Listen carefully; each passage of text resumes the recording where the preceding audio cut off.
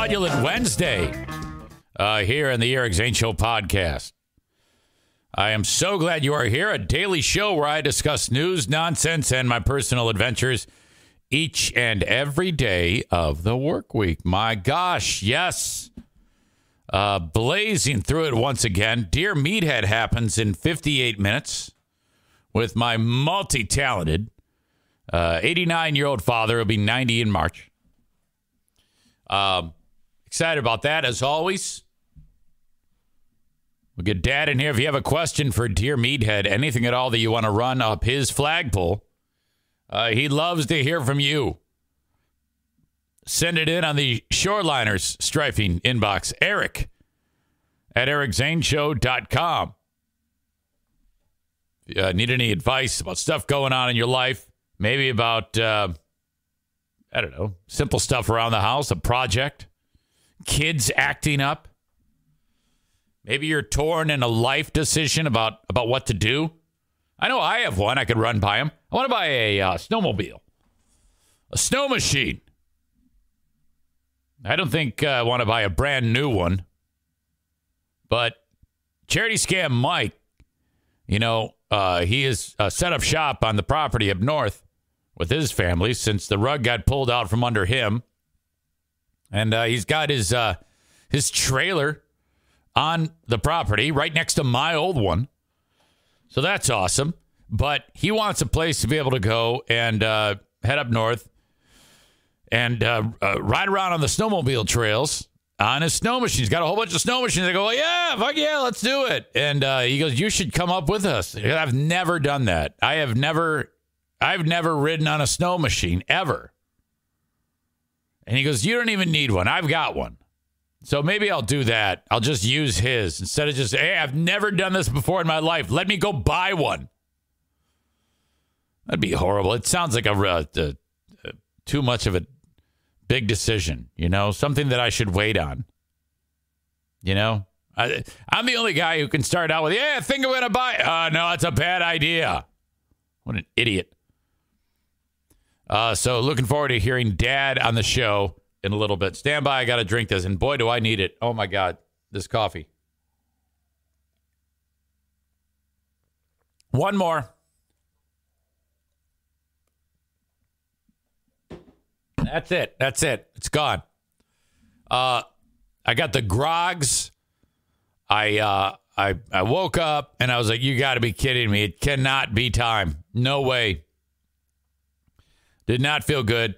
Did not go to sleep in a timely fashion. I was just laying there. I even took an emergency pill.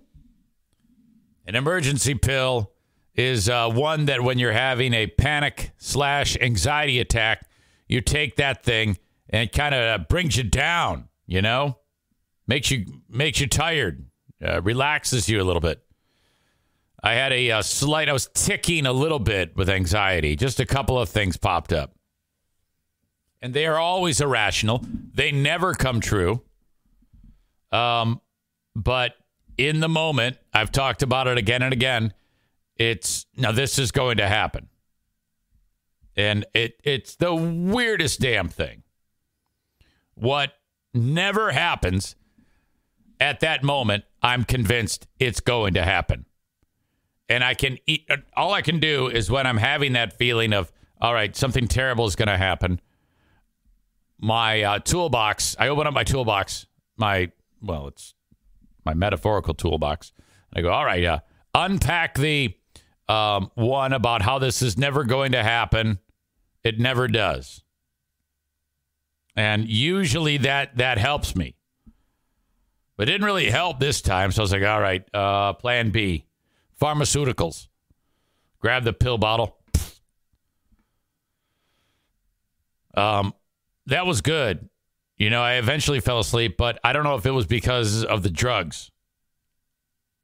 I made the fatal mistake of, I was exhausted at like 3:30, 4 p.m. I was like, I got to lay down. I got to take a nap. I am never one to just power through. When I'm tired, I rest.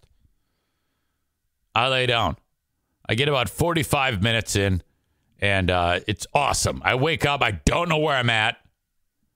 4:45 in the afternoon or 4:15 in the afternoon. I'm like, holy shit. Takes me a while to get out of bed. What do I do then? I slam a Coke. Now, this is not good for me. If I want to be in bed at the right time that I normally am, which is like, 9 o'clock, I can't be taking naps in the back half of the afternoon and slamming Coca-Colas. These aren't great things. And so I'm just laying there, wide awake. Oh. I finally, at like, 10:45, put the phone down. You get a lot of people saying, oh, yeah, you can't be looking at the phone. No bullshit. The phone is what puts me to sleep. I don't even turn on the TV anymore. My God. So then I can't sleep. And then I remember that Amanda had given me some information that Odd Tinkering has a new video out. This is the dumbest thing ever. This guy makes YouTube videos. No talking, just maybe a few captions written down of him, his hands, gloved hands with protective gloves, restoring things. He's the guy who restored the old Atari 2600 that was in a flood. He takes it all apart, cleans it, and gets it running. These restorations, I cannot believe how amazing these are. And it's just the dumbest thing in the world. It's like, I always used to love that show, How It's Made. And this is like in that type of, it fulfills that. He's got a one of a Japanese steak knife that looks like he got it, from the bottom of the ocean. It's so corroded. And he's earned enough money on these YouTube videos that he buys this. He keeps upgrading his tools, And he has this laser. You put the rusted Japanese steak knife, in this compartment, in this laser compartment, and then you turn the laser on, and the rust just disappears magically. It's the most amazing thing ever. He brings this Japanese steak knife back to life. And I was like, oh, my God. But then I was not yet tired. Ryan has seen all these. I see he's commenting about the knife one was amazing. He says the white PS3 episode, fell asleep watching it. Damn it. He has a toy R2-D2 from 1977. It's a remote-controlled R2-D2. And it's probably 8 inches tall. And it's completely not functioning. He takes it apart, and I ended up falling asleep with just a handful of minutes in it, and it worked. So this guy restoring stuff, I was fighting it. I was like, actually, my eyes were like falling asleep or closing. I was like, oh my God, I'm losing it. It's working. It has worked. I'm like, well, I guess got to hang on for 5 more minutes. I was like, fuck it. Shut it down. Very refreshing, writes that guy is a wizard. I like how he does things like plating. He does plating, electro.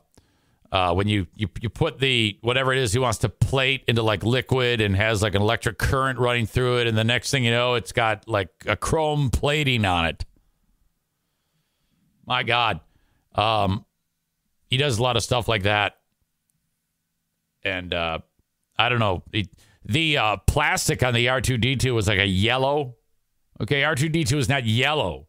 He takes all the plastic parts and he puts it in a solution, like a hydrogen peroxide solution, and then turns on some special light, and then you actually see it overnight become white somehow. I've tipped off a lot of people about this, or maybe they knew about it before. Ryan has become a fan. The ice cream maker one was crazy too. It was like a 150-year-old ice cream maker. Shit, I could watch these all day.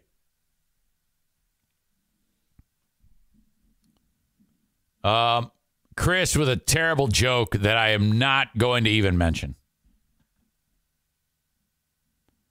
What is wrong with you? So eventually, I freaking fell asleep. But it was way too late. And then with my malfunctioning prostate gland completely wrecking everything. And I'm thank God I have a doctor's appointment because I have to report to buyers. Look, dude, I know you gave me the medicine, but this thing is still acting up. The Flomax, I'm just beating the hell out of the Flomax. It doesn't seem to have any effect. I wake up in the middle of the night, have to go pee, and then I just stand there. I have to think my way through it. And then finally, trickle, dribble, stupid, and like a thimbleful of pee comes out.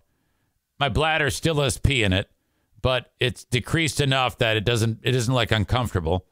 I lay down. 15 seconds later, I have to pee again. I've had it.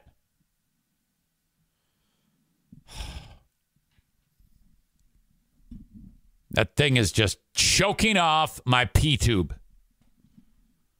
Real problem. And again, I don't know what to expect. I mean, I don't think it's anything more than just an enlarged prostate. And I don't know if that necessarily means you're going to get cancer of the prostate. I know it's a very common cancer in dudes. And the key is to catch it early. Have you gotten a PSA score? No. I have had it. I have gone to the doctor. I explained to him my symptoms. He did check it digitally. And I will never forget that because I was like, dude, you can't just jam, doc. You can't just cram it up there. I've heard what Kent has said. Every male will have prostate cancer. Yes, if you live long enough, you will eventually get prostate cancer.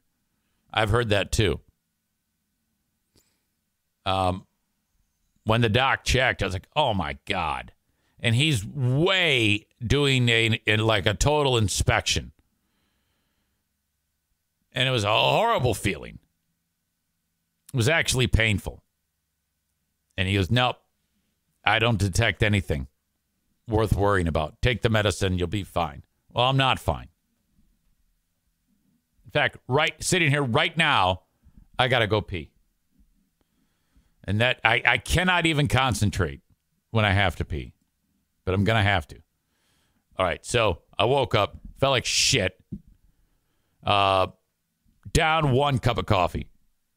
And I had to get that second one in. I feel barely capable to pull this nonsense off for yet another Eric Zane Show podcast.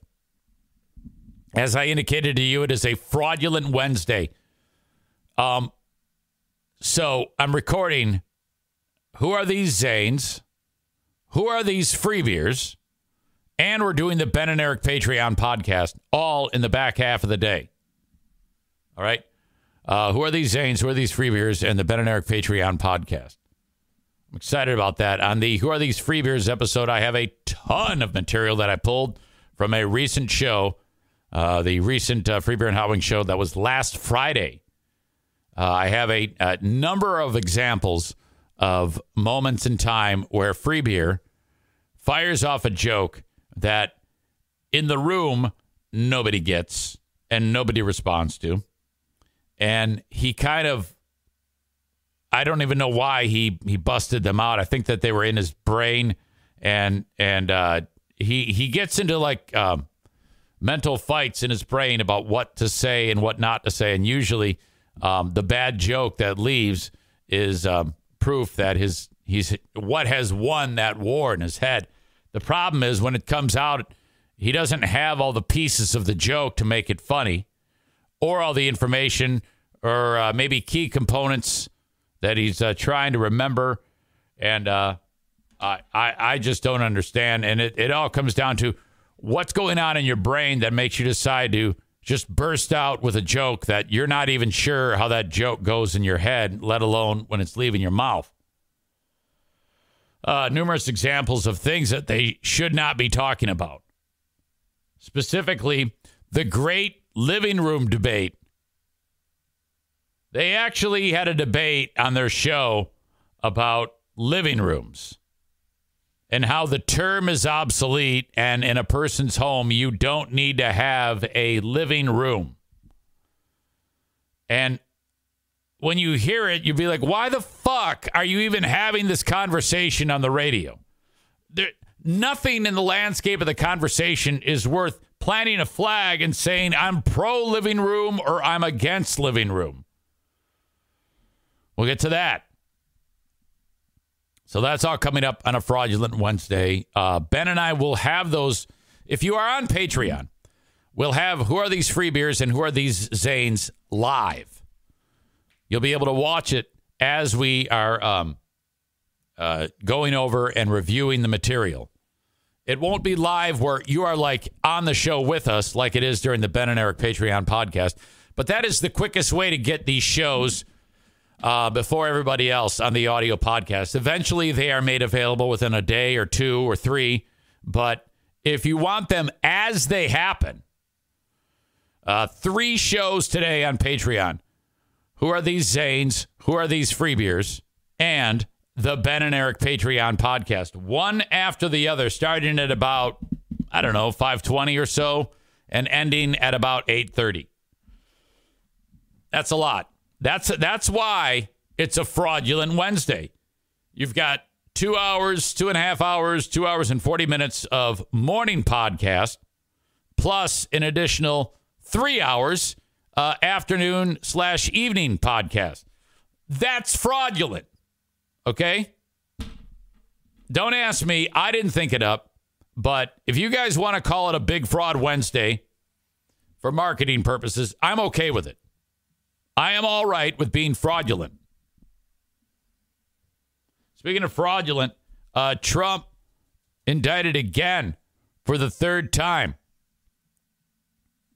Now, honestly, me to sit here and try to unpack this is ridiculous. I don't know if anybody even cares. The guy's been indicted 3 times now this year. Hush money for porn star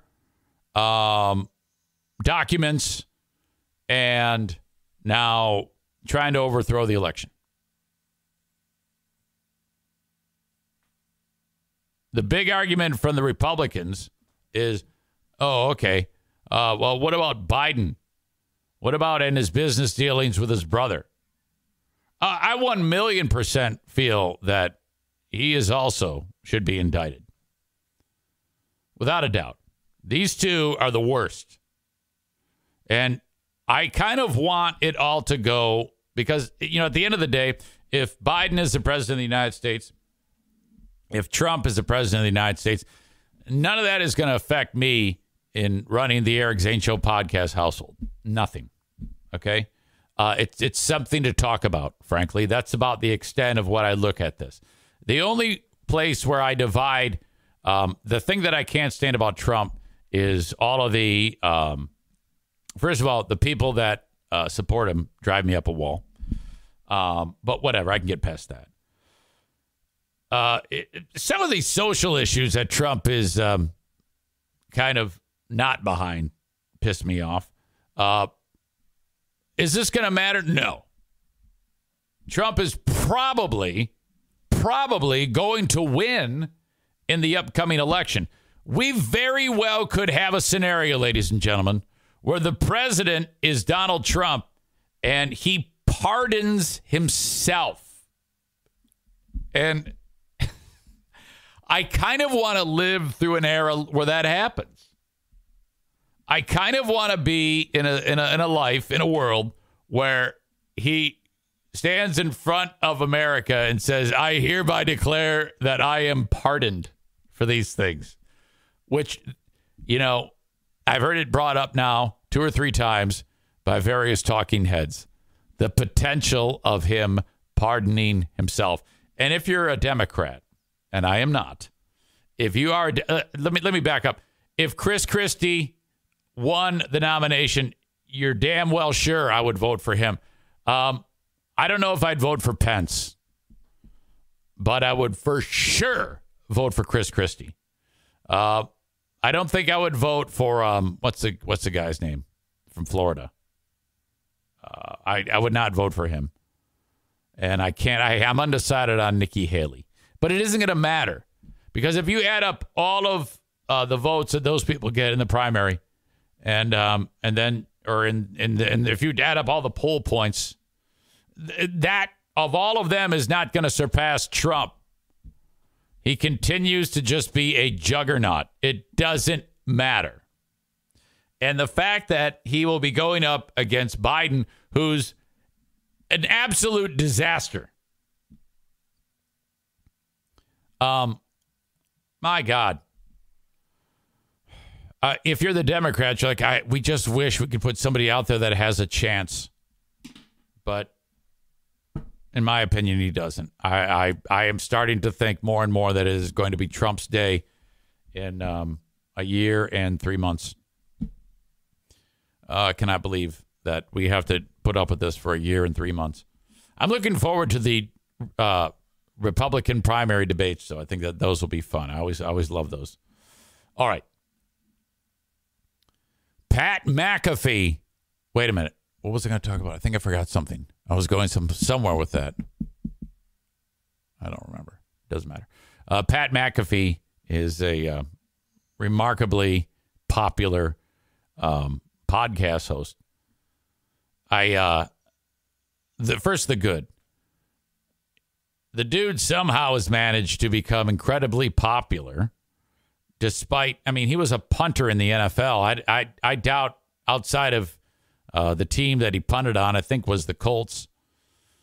I had never heard of him when he was a player or punter. And then he starts doing his podcast, and then his name starts popping up more and more over the years. And he has he has AJ Hawk on that show, who doesn't really provide too much. He kind of just stares into the camera. And he has a type of vibe where a lot of ball busting between the players on the show. Guy chat, guy stuff, guy talk. And they talk a lot of sports and drama from silliness in the world. Not that different than any other lighthearted sports talk radio show that you might find. And, he's incredibly popular. And he also has a prominent spot in WWE. And he just recently signed a deal with ESPN for tens of millions of dollars. Yeah, prior to that, he was teamed up with, I don't know what it was, some online casino or DraftKings or some shit, and, just making a ton of money. And I look at that model, and it's like, I give the guy all the credit in the world. He started doing the podcast and built it to where it is right now. You gotta love that. Something from nothing.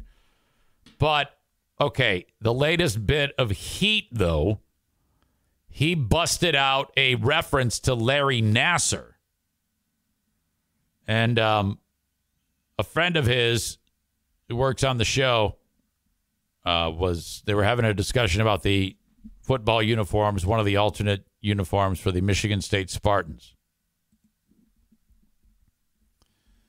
And McAfee referenced Larry Nassar. Football uniforms are ridiculous. I'm trying to locate them right now. What the hell they look like. And yeah. I don't hate the uniforms. I love a lot of the alternate uniforms. I know that they're gaudy as hell. But who cares? Michigan State went with the pants that are like a light lime sherbet, perhaps, with the dark green tops or shirts. No one calls them tops. And Evan Fox is the one. He says, I still can't believe Michigan State thought it was okay to roll out these uniforms. And then Pat McAfee, throwaway comment on July 30th was, I think Nasser was in on the design team, actually. Well, first of all, there's nothing funny about that. I mean, like if that made sense, and it doesn't. I mean, nothing of that one-liner is actually humorous. I don't even know what he was thinking. I think Nasser was in on the design team, actually. That tells me that this is just a throwaway joke that doesn't make any sense. But boy, did it blow up. So most people who weigh in on this think that this is a comment that means that what the fuck? Dude should be fired. Pat McAfee should be canceled completely, and because of this. And people were like, you should apologize. And he's like, He kind of doubled down on it.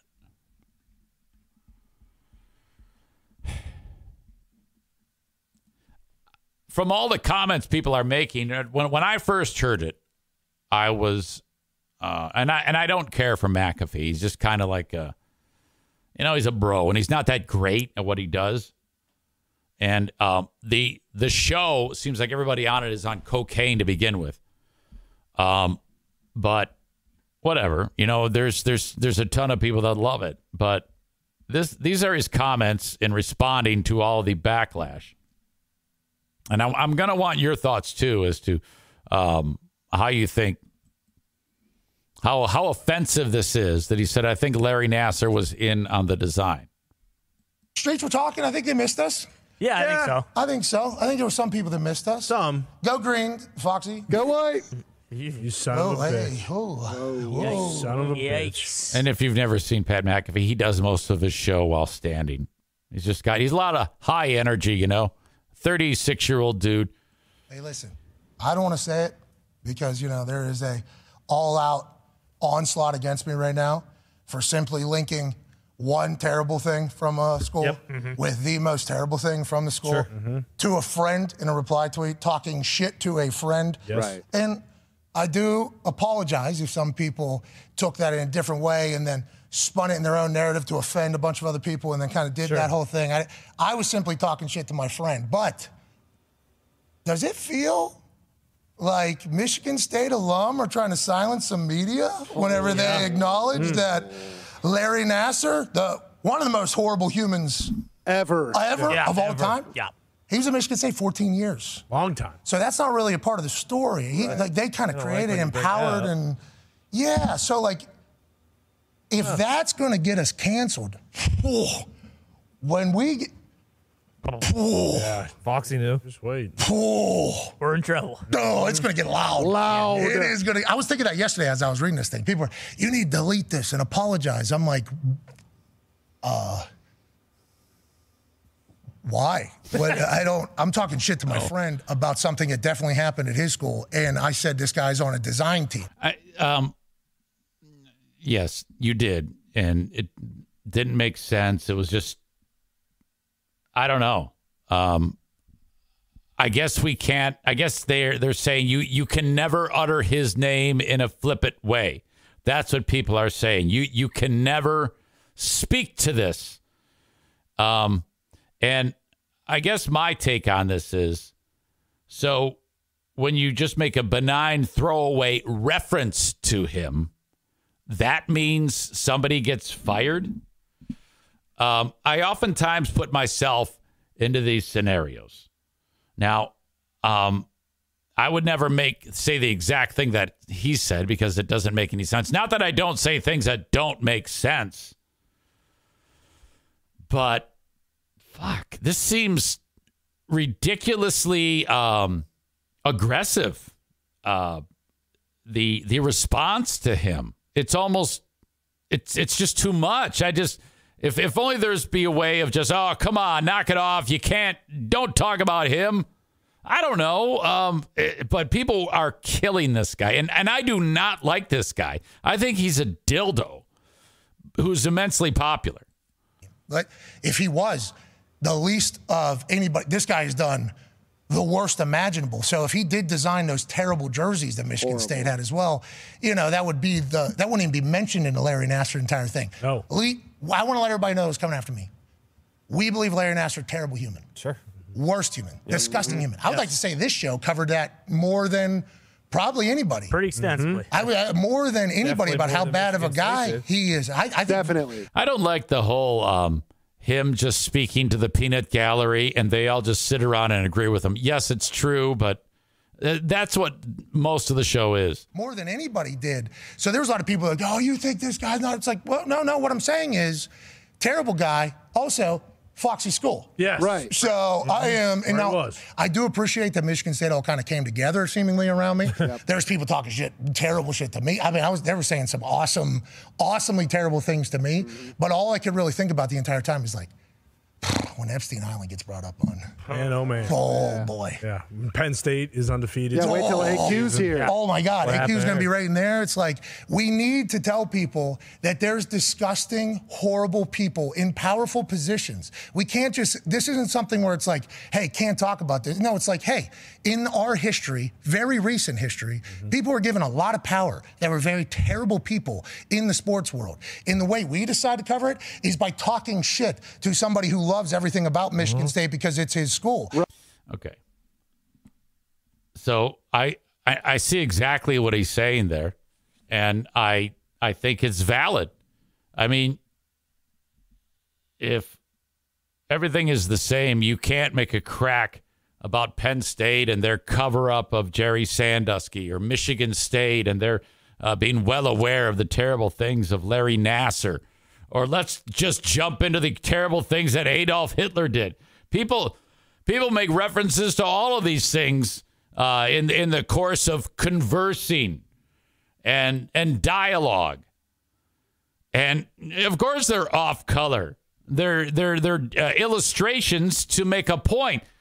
Was his illustration good? It was a stretch.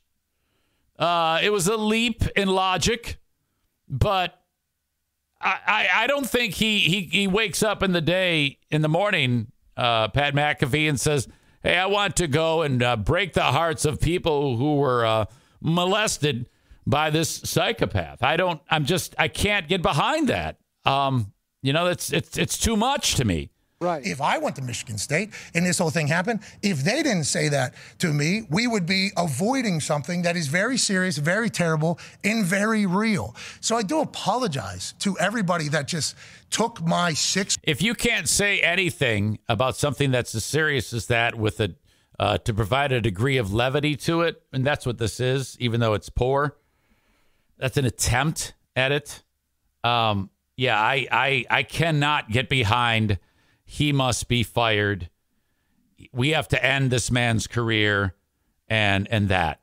No way. Word tweet and then said that I was disrespecting this and not thinking about the victims. It's like, what? I think we're thinking about the victims, future victims, and everything by reminding people that this motherfucker had a lot of power at Michigan State for a long time while being a terrible human being. And I'm just shit-talking a friend. I was going to say, you're taking a shot at a buddy. It's as simple as that. But I have to... It was an eye-opener, though. Yeah, for sure. You know what I mean? For sure. It's an eye-opener because this is not going to get better. We live in a day and an age where if the pitchforks and the tiki torches are out, they can quickly mobilize against you and the walls will close in.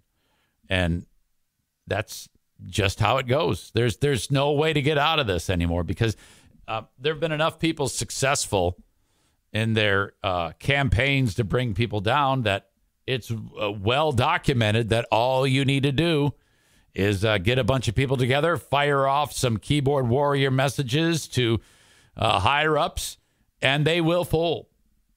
They will turn on you. It's an eye opener. Definitely realized some things, but it's not as if it's just those things too. Dude's mullet. Like, wait till they hear when we talk about the COVID summer of 2023. Oh, I mean, there are so many other venues. I was thinking that yesterday. Back, boys, it's back. Well, Zeta, I saw your response. Yeah, so good. And I saw you promoting a movie. You know, there was people trying to get Bingo. People trying to get you. I heard that's a must watch. Yeah, well, there's another one. Yeah, I mean, I didn't see it, but I'm saying there's a lot of that happening. So as I put that tweet to Foxy, like, heard Nasser was on the design team too. Actually, send. Put my phone down. Wife and I go to State Fair. Yeah. Have a good time. Right. Seeing a lot of people having a blast. Exactly. Then, by the way, for those that are new to the program, like, anytime Michigan State gets brought up. Anytime. I mean, that's probably, like, when I send that tweet, I'm not even, that was a team. Like, I thought that was super. All right, as if you're watching the live stream, you're seeing just a catastrophe unfold in front of our eyes. There it is. I had lost the visual of this clip. I need to back that up because I wasn't listening to any of what he said. Yeah, for sure. You know what I mean? It was an eye opener. Definitely realized some things, but it's not as if it's just those things too. Like, wait till they hear when we talk about the COVID summer of 2023. Oh, I mean, there are so many other venues. I was thinking that yesterday. Back, boys, it's back. Well, Zeta, I saw your response. It's funny because what he's referencing there is that COVID is on the rise right now. And so they've probably discussed a time or two about this. And, I mean, in my brain, I've been talking to myself about how I would approach it if COVID takes off again.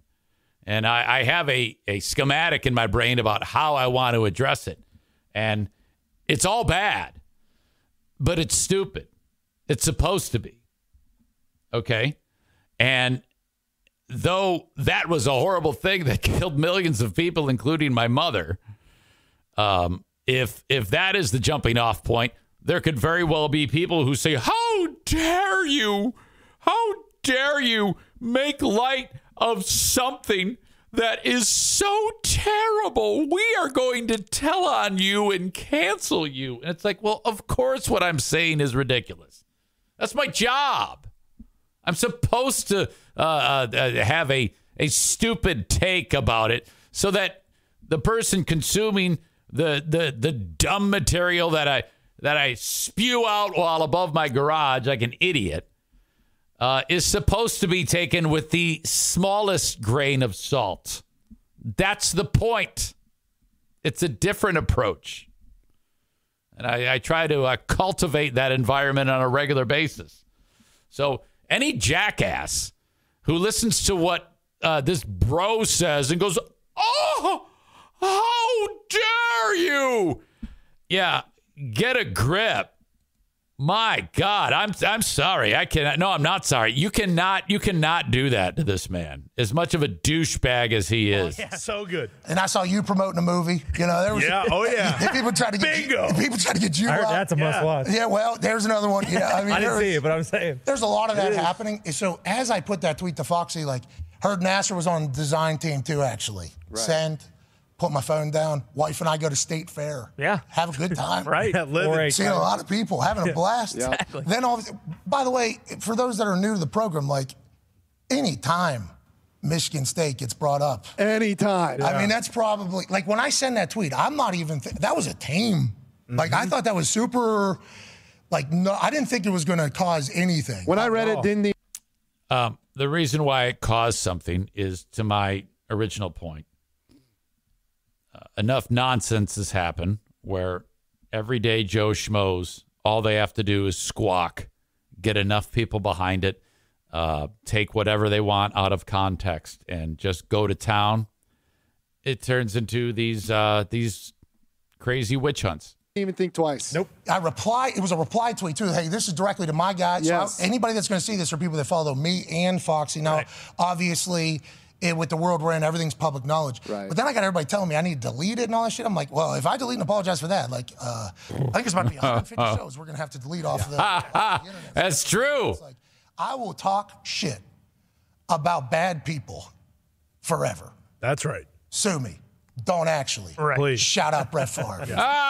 That's right. Favre tried suing his ass, and it ended up blowing up in Favre's face. Yeah.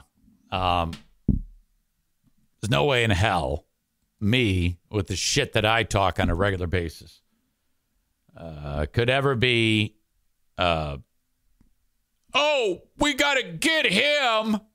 We got to get him. Now, if there's malice and intent to harm and you know, going out of like, you know, hate speech, attacking a group of people, and except the former Zaniacs, and, you know, this is stupid. So, no. I have some close personal friends who I heard beat up dude there, McAfee.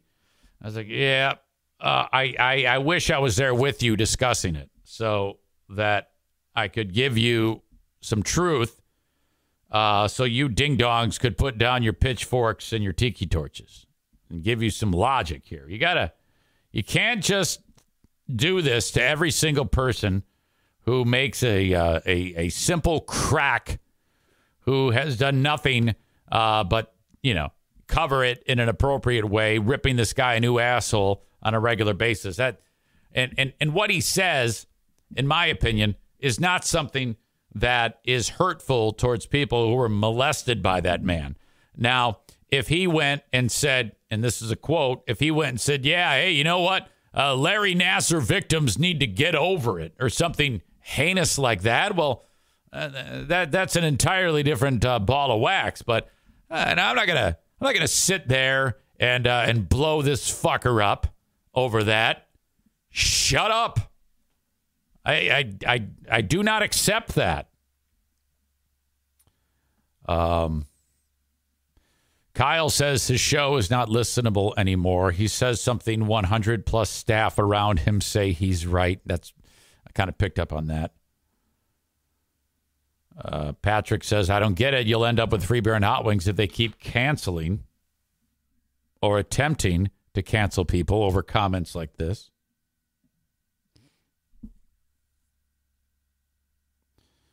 Nazis get a bad rap, says Shawner. Corey says the difference is Hitler jokes are actually funny.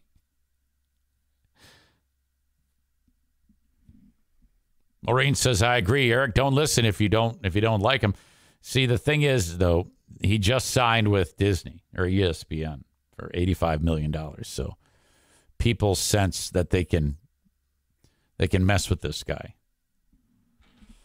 So then they have to put up with that. And too often there have been times when companies fold under that pressure.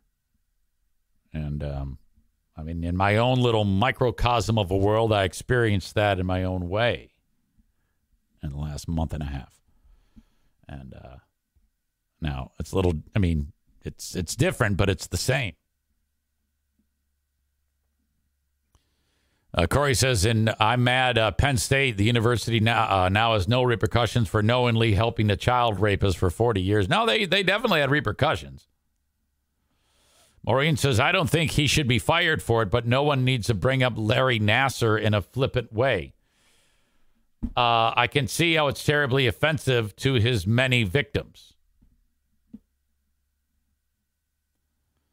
Shawner says, just like you can't make Sandusky boy butt poking jokes. Yeah, some would argue that you just saying that is enough to get like me just reading that. They would want, oh, look at what he said.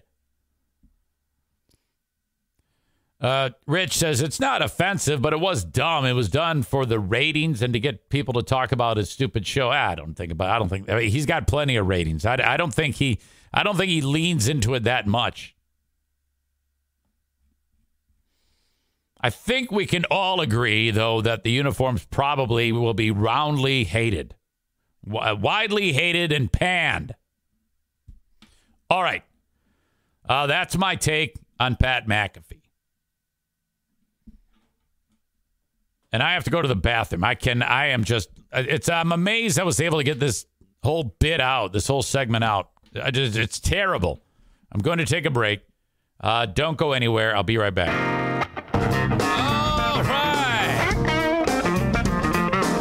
see Ben Glaze is in here. Hey, Ben. Glad that you're here. I hope you're still here. Ben has he's quoting a drop of Joe Paterno, the late Joe Paterno. There was a Big Ten promotional video went out years ago where the coaches would say something, hey, come to Michigan. And one of them was Joe Paterno goes saying, come to Penn State. And we played that drop 8 billion times over the years. It's a great example.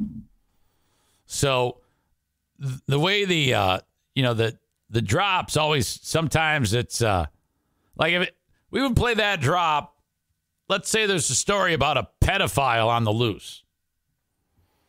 And then out of the blue, you would hear, come to Penn State, Joe Pa.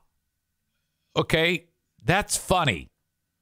That's a ridiculous connection being made. It's just awesome.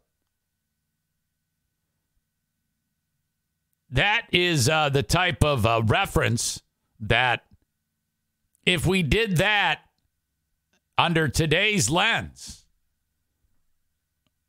we should be fucking fired.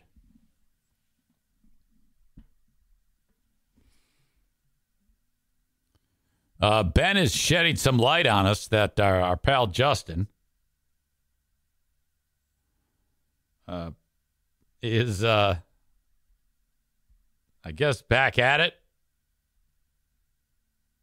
He's referencing Ben again. Let's see what's going on here. God, I so suck at Instagram.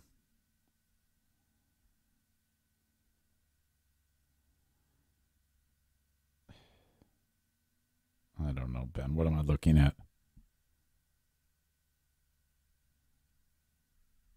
He wrote something that we will cut. Ben was referenced on Justin's Instagram. And we'll talk about it today on the Ben and Eric Patreon podcast. Justin, formerly of the Free Burn Hot Wing Show. And also the guy behind Who Are These Justins? We've gotten to a point with shows where, oh, God, there's so much going on with the various shows that we have. It's almost too much to keep up with. Ben says, I sent you a picture of what he sent. Oh, no. He wrote, can we be friends again at the Ben Glaze? I miss seeing you in my DMs. I guess like half a decade ago, Ben sent him a DM. So Justin says, can we be friends again? I miss seeing you in my DMs. Okay, that's corny as fuck. You don't miss Ben in your DMs. You're not sitting around going, oh, I miss Ben. You're just saying that because Ben helped review your show with me. Ben is not your enemy, nor am I. Don't ever mix up us reviewing a shitty podcast or a shitty show with we don't like you. I don't know who likes you and who doesn't like you. We don't care. All we know is that people who listen to my show know who you are. All right? And you are doing a podcast. We are reviewing it. Nothing more. If you weren't such a dumb shit, you would have taken me up on my offer where you could lean into it. We would have you on our show. You would laugh along with it, and then we would review it. Eventually, we would probably wear that out and then actually just have you on as a correspondent. But you're such a dumbass, you can't even do that. Trust me, I've done this myself. I had to eat so much shit when Carl and Trucker Andy ripped me a new asshole. But I laughed it off, and now I'm a regular on that show. So, no, Ben is not your enemy, nor am I. We just like making fun of you.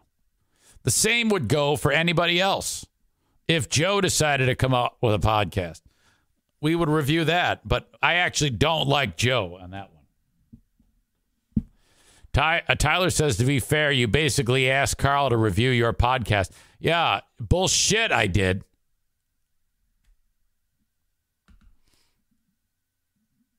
It did backfire in my face, but that was not like a plan.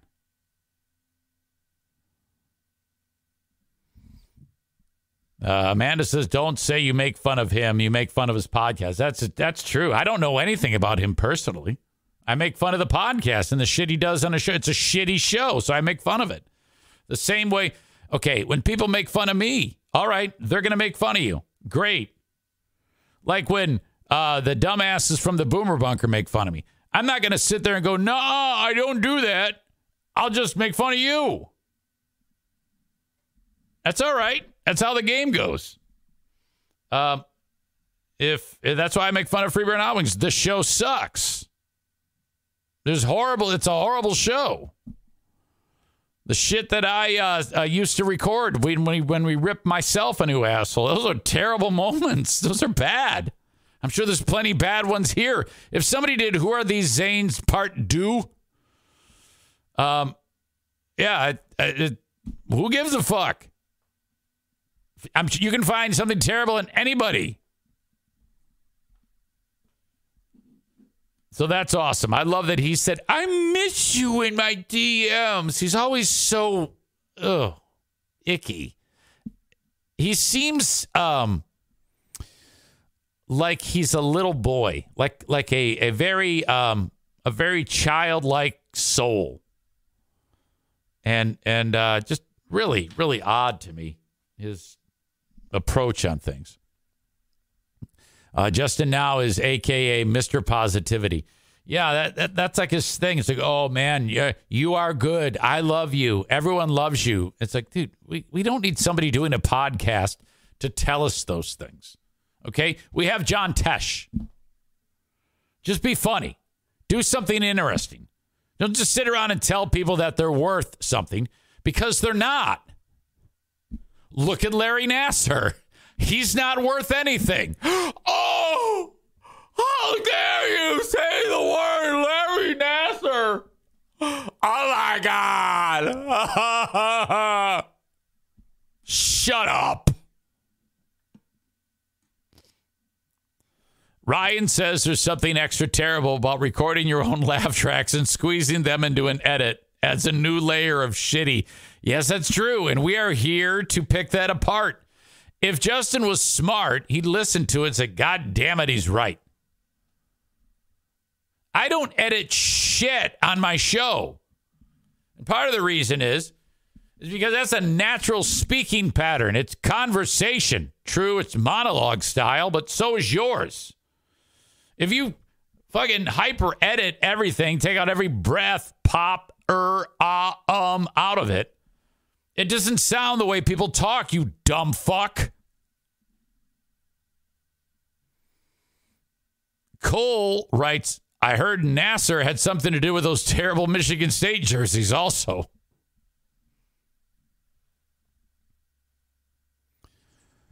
Ryler, damn it. See, if I were Justin, I'd edit that out, but that's fucking funny. Oh, I got to edit out where I called Ryan Ryler. I combined Ryan and Tyler to give you Ryler. Aram says, to be fair, Eric put himself on Carl's radar by emailing him to not review the show review the EZSP podcast more than once. Okay. You're fucking some of that up. I reached out to him, and when you say emailed him to not review, I didn't say, hey, please don't review. I reached out and said, hello, I love your show. That's what I did. In hopes that, if he saw that, he would not want to review the show. But so one of you, a guy named Garrett, I don't know who he is. I just know his name is Garrett. You see him in here from time to time. Had heard me talking about it on this show, and he was ahead of me and sent the first email saying, this is EZ. He sucks dick. You got to kill him. So it all lined up. Had I not spoken of Carl's show, through attrition, he may have one day have heard of me and ripped me a new one. But I'm kind of happy the way it went. But nobody believes my take on this. Even Carl. When I say what I just told you, he goes, yeah, right. Okay. And I'm like, I want to punch your fucking face, all right? My God. I just talked to Carl yesterday.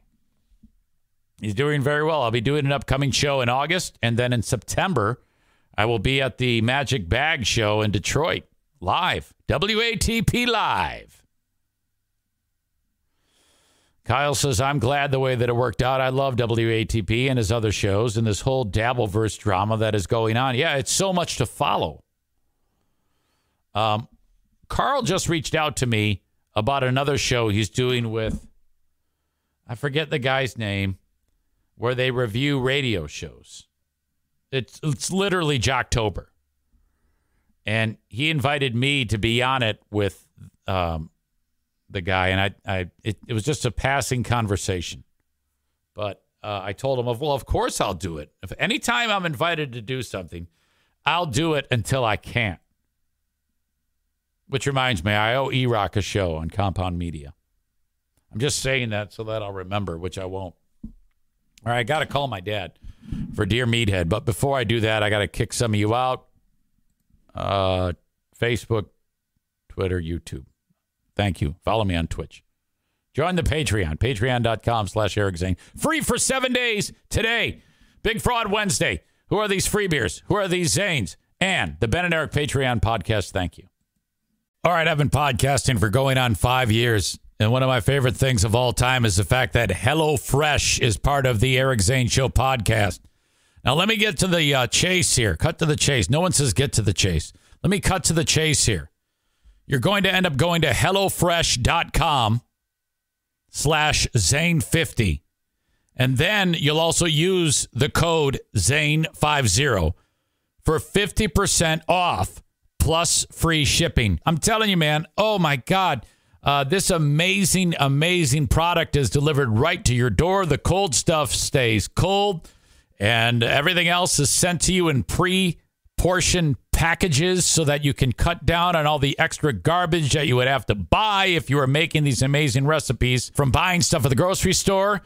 And then it's just incredible, the stuff that you can make. Make your home the hangout place all summer long with crowd-pleasing eats. From a backyard bratwurst bar to tangy key lime pie. Can you imagine making key lime pie?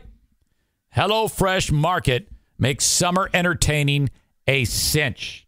HelloFresh, take a bite out of summer from chef-crafted seasonal recipes to their new fresh and fit summer menu. HelloFresh brings flavor right to your door. One of my favorite things is when you plate the food and whoever you're serving it to is like, what the heck? Did you do this? Did you buy this? No, I made it. It's HelloFresh.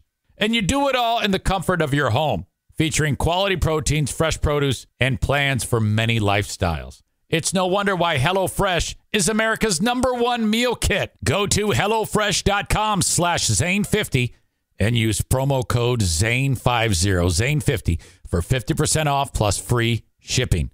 Once again, HelloFresh.com/Zane50 and then use the code Zane50 for 50% off plus free shipping. EZ loves HelloFresh. Facebook and Twitch brought to you by Irvine's Auto Repair, Grand Rapids Hybrid, and EV. Twitter brought to you by Blue Frost IT. I refuse to call it X.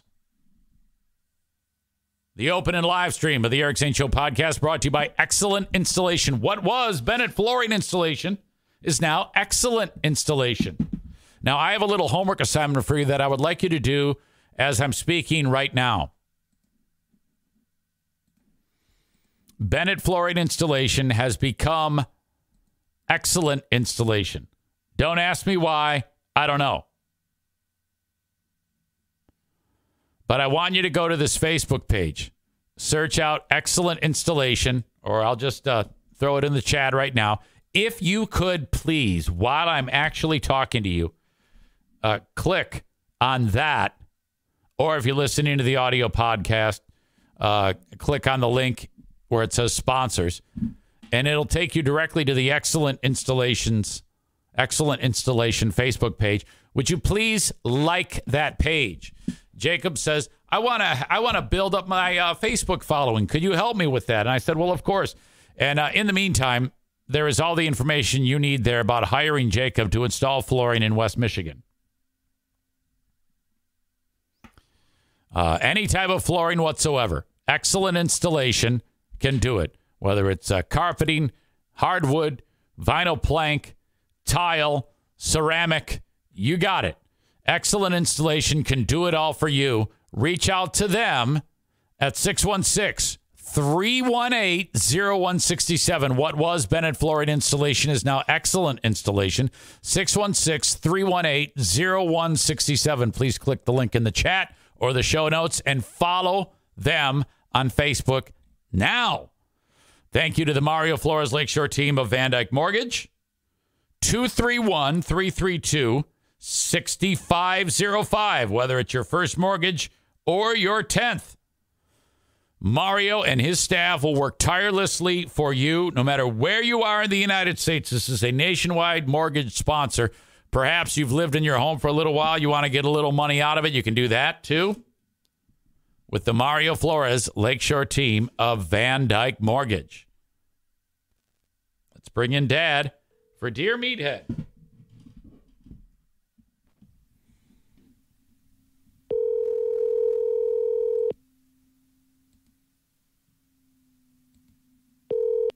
Hello?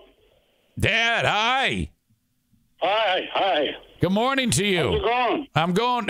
It's going well. It's going great. Where are you? I'm at home, Dad. I'm doing the podcast. Oh, okay. Yeah. So I wanted to call you and say hello and see if we could do a little Dear Meathead. Is that cool? Well, yeah. Well, yeah.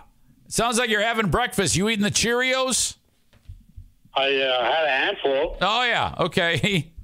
Well, welcome, and to the audience who's listening. As I take a look as we bring Dad in here for Dear Meathead, I have one question, ladies and gentlemen. So if you could send them along, Eric at EricZaneShow.com. I would love you to send in a question for Dear Meathead. I've done a terrible job at promoting that, but yeah, that's great. Okay, well, yeah. So, Dad, everybody's excited to hear your voice and Joanne's voice. You're getting back to you're just getting back from a trip up north. How was that? It was good, but I appreciate the normalcy. Oh yeah, getting back home to your. I had a good time, but it's tiresome. You get What's the worst part? Is it the driving? Well, I didn't drive. I mean, I don't do nothing. I just sit back there and enjoy it. Now, I understand that Mike, on the way up, you guys had a carload of people, and he was pulling that big trailer. Yeah. And I guess that was a little bit, it got a little dicey, I guess, during the travel up. A little nerve-wracking. Okay, what was the problem? No problem. It's just his vehicle was overheating. Yeah, it was towing a big load. I don't know if that truck was built to tow that much. I don't know. That was a big truck. No, it's old truck. Okay. It's old. Yeah. Joanne is an old truck. So it supposedly it took about 6 hours. It did. It did. God. It did. And Stella wouldn't let me stretch my legs out. The dog. Yeah. Up for 6 hours. Oh my God! I'm so, but the good news is he didn't have to bring it back. I mean That's right. the trailer stays up there. Thank God. Yeah. Oh my God, yes. Well, good. I'm looking forward to seeing you again there very soon. Don't push it, man. Yeah, I know it. Well, for sure for the color changes. Yeah. And maybe the birthday. I don't know. Let's see. Did you hear what Joanne said? The birthday. Whose birthday? Right. Or Sophia. Sophia. Oh my God. Okay. All right. Hey, Mike said that there was an attack of bees or something like that. Yeah. On him only. Yeah. He got the worst of it, I guess. I don't know. Yeah, he was getting attacked by a swarm. I think he encountered a ground nest or something. He probably did. Nothing bothered me. No. Well, you're just laying. They see how sweet you are. They don't want to mess with you. They just. No, it was the last name that did that. The bees looked at. Oh, is it Zaytunian? Oh, don't touch Zaytunian. Yeah. Okay. Very good. I like that. I like the humor there. Attempt, of course. Why not? So, Dad, I was thinking to myself that I want to get a snowmobile. Are you? Wow. I was thinking about it because Mike said he's going to go up there again in the winter, and he invited me. So, yeah. So what do you think? You've had snowmobiles before, Dad? Is there? I think it's fun. It's great. We loved it. Yeah, we sure did.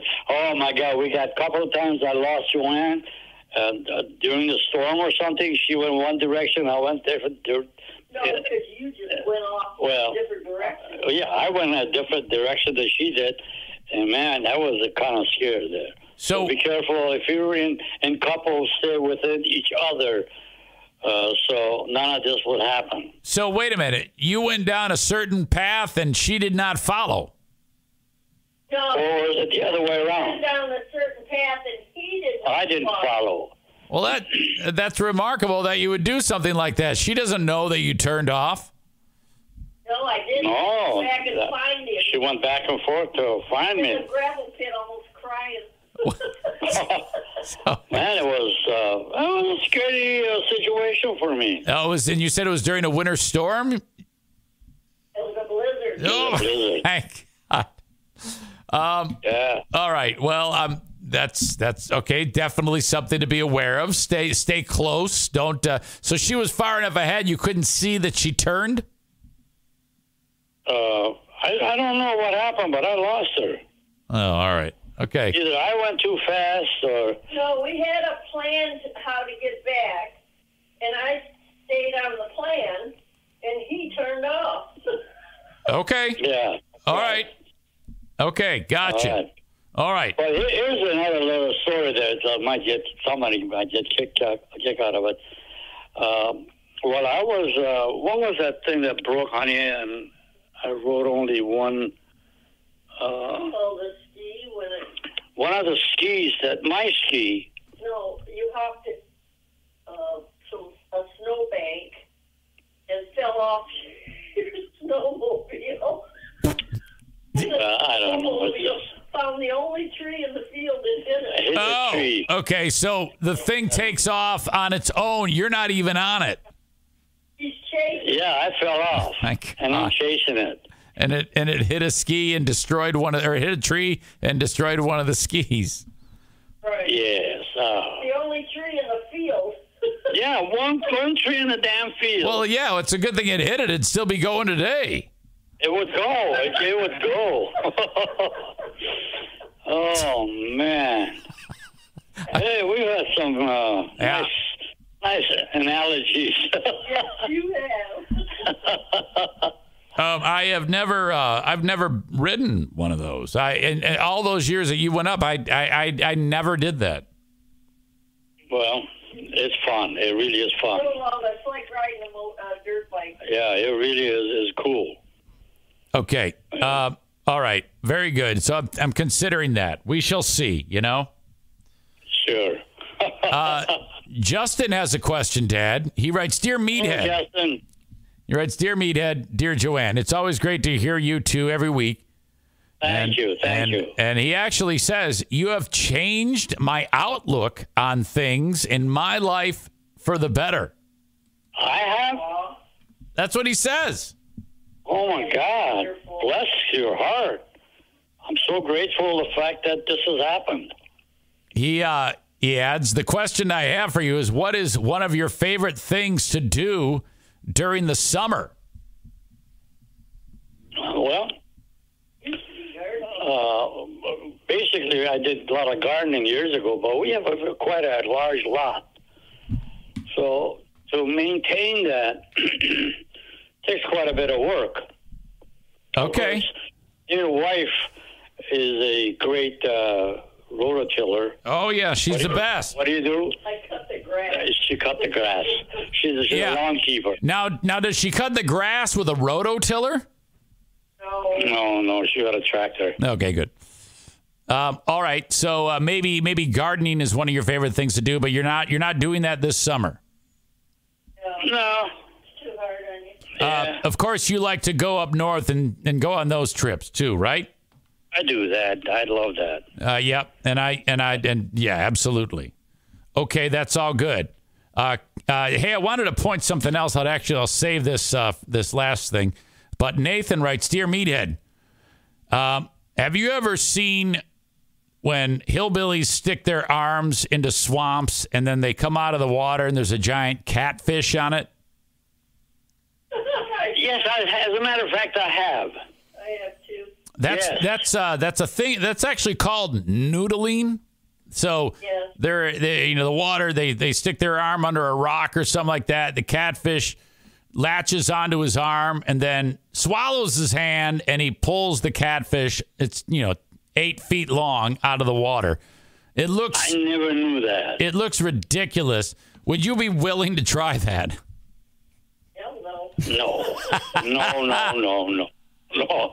Do you hear what Joanne Yeah, said? she goes, hell no. Yeah. I don't blame her. No, I don't know how people do that. And there are like guys and girls who do it. They think it's awesome. Oh, that's like eating up once before already.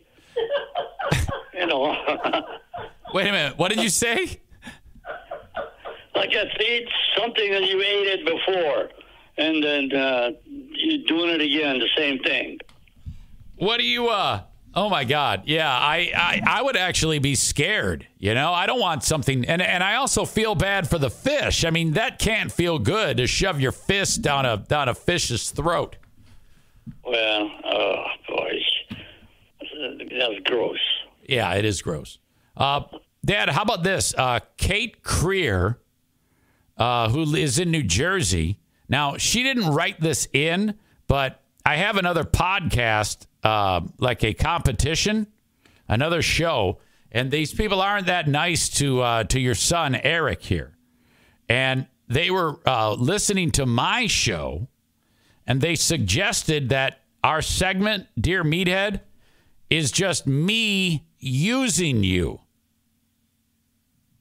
What's it talking about? Yeah, that's what she said. She said that Eric, is just using his father in Dear Meathead. And I wanted to let you know that she said that and to get your thoughts on that if you feel that I am using you for this segment. The thought has never, ever entered my brain. I enjoy talking to Eric. Yes. And I explained that. I said, well, no, I mean, he looks forward to it. He takes this Joanna and him both take it very seriously, and they enjoy themselves on it. Yes. Yeah, I'm not looking for fame and all this jazz through this. I'm just looking forward to the fact that my son's got so damn much good stuff that I can participate in part of it. What had happened over the years, Dad, is this group of people felt, I can't speak for them as to why they started to behave the way they did, but things got a little bit erratic in their behavior. And I eventually was able to part ways with them.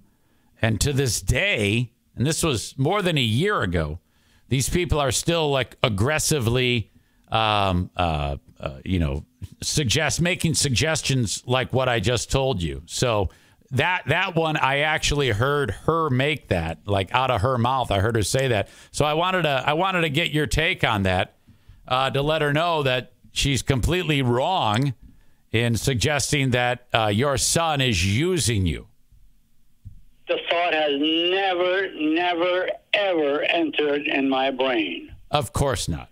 Of course not. I enjoy just a conversation, not because it's Eric. It's just because fun. Yes, we love this. We love you, and it's always been, it's been, oh my God, we started this in 2017, so we're approaching 7 years of this. Wow. She Yeah. must be jealous of you. Or Joanne said that maybe she's jealous of you. Yeah, I'm not sure. Maybe she's trying to make a name for herself, but interesting. Okay, I wanted to save that one for last because it's kind of negative, Okay. But yeah, I was gonna. Well, she's a negative one. Yeah. Right, exactly. Take something with a grain of salt. I mean, I don't mind if people come after me, but for her to go down that road, I thought that was just ridiculous. I mean, I just don't see the combination of jealousy or comradeship and all that together. You have something, you're doing it for the people, for the public, and she has something. We appreciate the fact what she's doing, and somebody or all the people should appreciate what you're doing. Yeah, she was out of line. I think she's probably, she's probably realized that was a horrible thing to say. I mean, if I were to listen to her show, I would like her to say, "Hey, that's great," and let it go. Right. Hey, it is what it is. Yep. Can't worry about what other people think, but I just wanted to the reason why I brought it up was because in case people had ever entertained that thought, and I know that they haven't, if they are of sound mind, you setting the record straight that you and Joanne enjoy this, and I'm very appreciative. We enjoy it, and then actually I enjoy it for the people. There's some people that say nice things. They love you. They love you very much. Okay. Well, I'm sorry. Go ahead. And then if it wasn't for that attitude that they have, I wouldn't be part of this. Right. You're make your own decisions. Yeah. Okay. Well, I love you, Dad. I love you, Joanne. Sorry to end on that note, but I'm just always so appreciative of you guys, and have a nice day.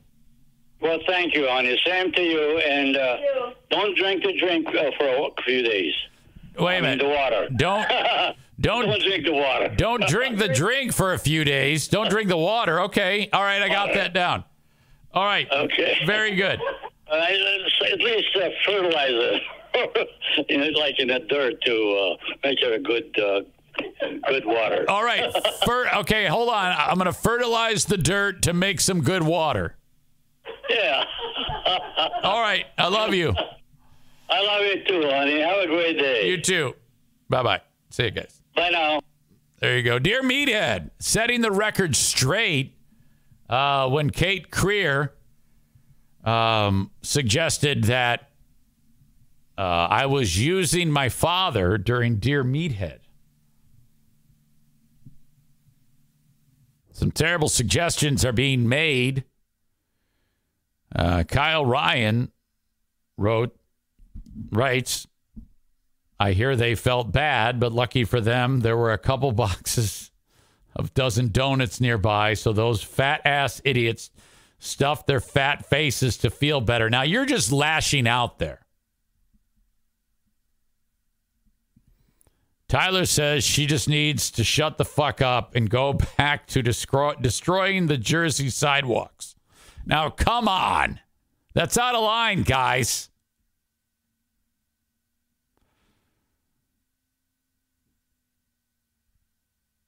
Kyle writes, this is true. They go low, we go lower.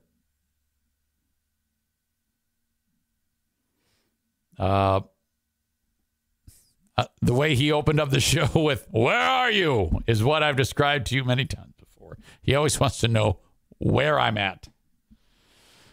All adults, elderly family members will do that. Hey, where are you? They always want to know where you are. And I think there's something to that. I think it's they just want to make sure that you are okay. I wonder if I'm starting to do those things to my son.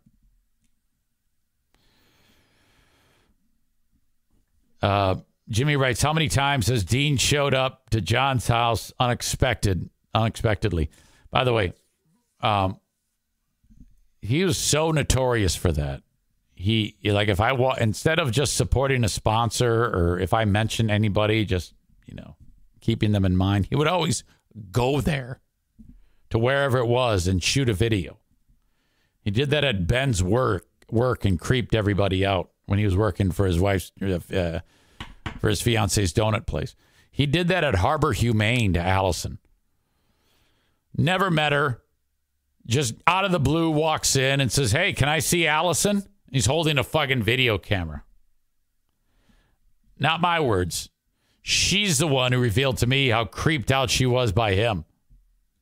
I didn't do it.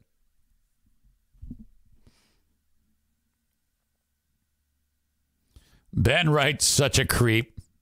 Yeah, Ben was on the receiving end of that one.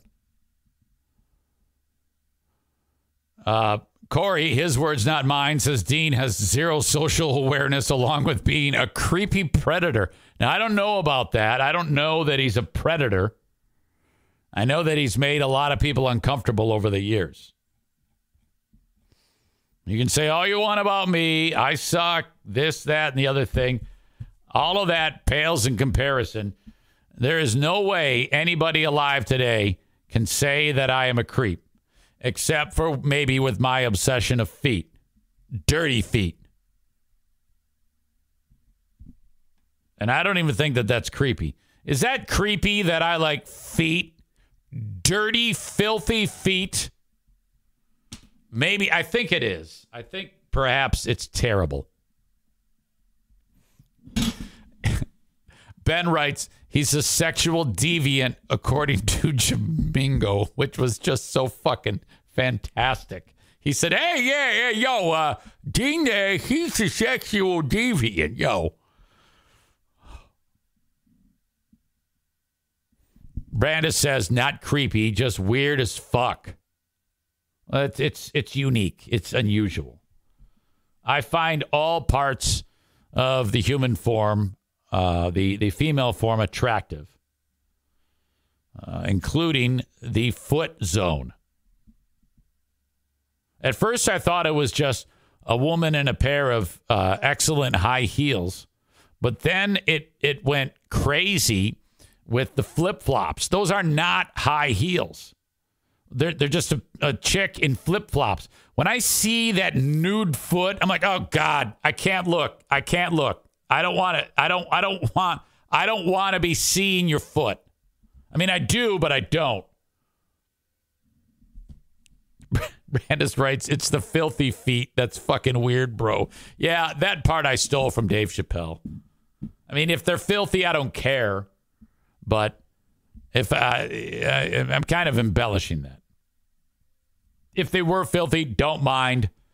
If they're clean, probably preferred. So stupid. This is all dumb.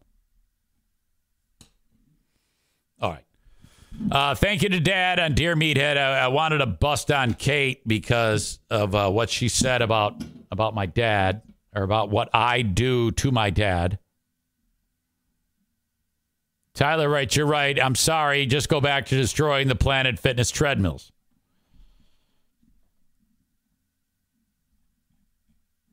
Sean says, now Zane wants his ball stepped on by 6-inch stilettos. No. Tyler says, feet covered in freshly squirted out breast milk. Ryan says, you ever seen a sack get stepped on by stilettos? Sweet Jesus. No, I'm not into that. Can't do it. Not interested in any way, shape, or form. Ladies and gentlemen, there's plenty of show left. I need to talk about Lizzo getting sued, but you're not going to believe it. I need to go pee again. I'm sorry. Sometimes I can make it on 0 bathroom breaks. Today is not one of those days. I need to go potty, so I'll be right back.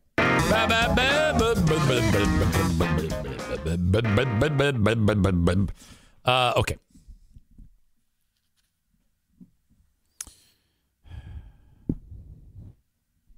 Before I pick this back up.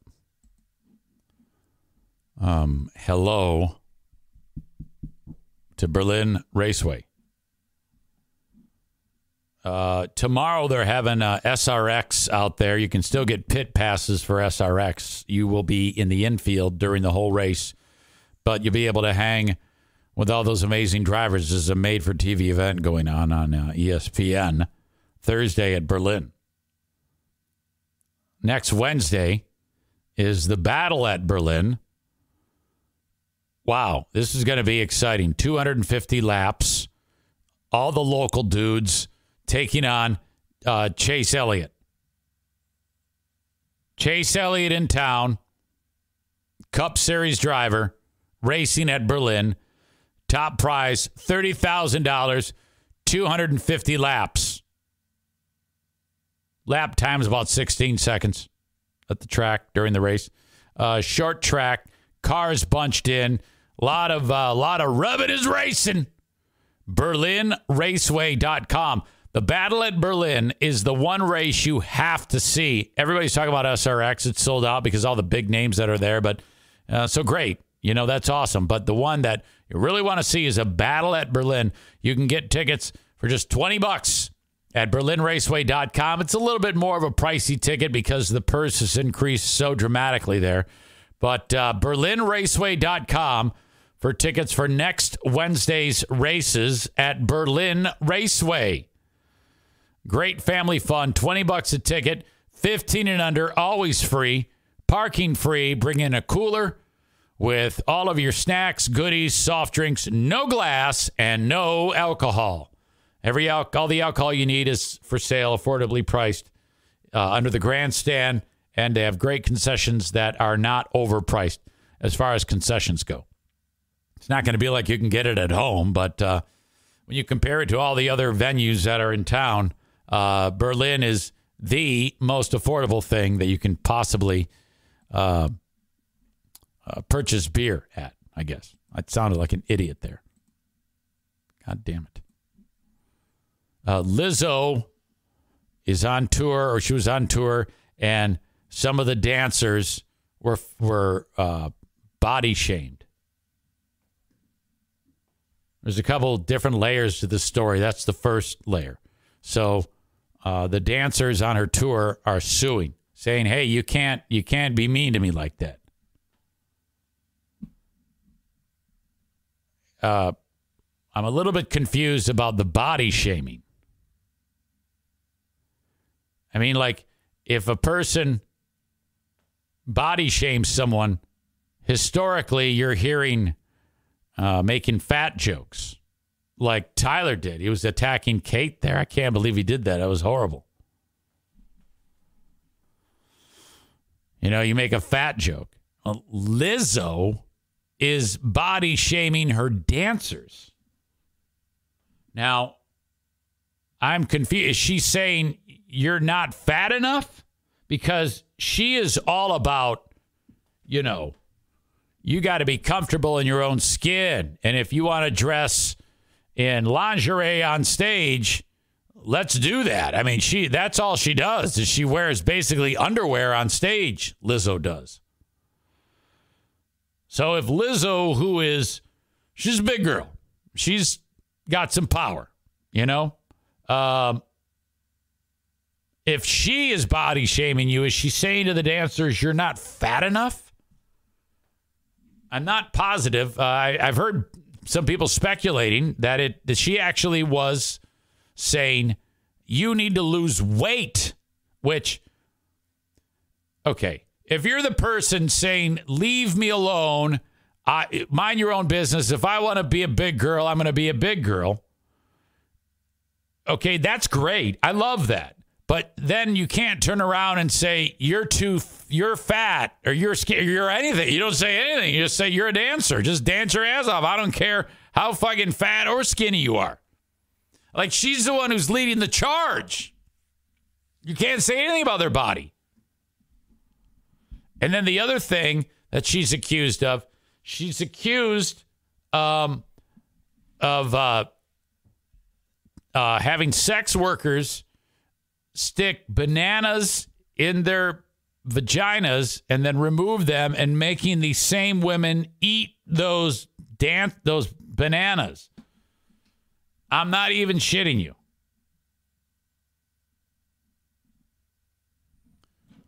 Audio check. Video check.